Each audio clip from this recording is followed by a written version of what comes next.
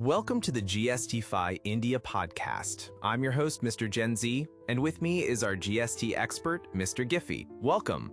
Thanks for having me, Mr. Gen Z. Let's clarify some tricky GST issues. Let's start with a common issue. How can a recipient claim ITC for a wrongly rejected invoice after their GSTR-3B has been filed? The recipient must ask the supplier to re-report the exact same record in their GSTR-1A or later GSTR-1 amendment. Once the recipient accepts this in IMS, they can recompute GSTR-2B and claim the ITC. The key is that the supplier must refurnish it, and it must appear in the recipient's GSTR-2B.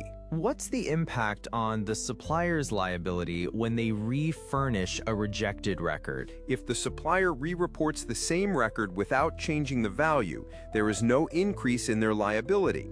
The amendment tables only capture the difference, which is 0 in this case, so the supplier's liability is unaffected. How should a recipient handle a wrongly rejected credit note after filing their GSTR-3B? The process is similar. The recipient asks the supplier to refurnish the exact credit note. Once accepted by the recipient in IMS, their GSTR-2B is recomputed and their ITC is reduced by the value of the credit note. And for the supplier, what happens to their liability on that refurnished credit note? When a credit note is rejected, the supplier's liability initially increases, but when they refurnish it, their liability is adjusted back down. The net effect on liability is 0 once the correction is made. Excellent explanations, Mr. Gify. That really simplifies things. My pleasure. Remember, clear communication between suppliers and recipients is key.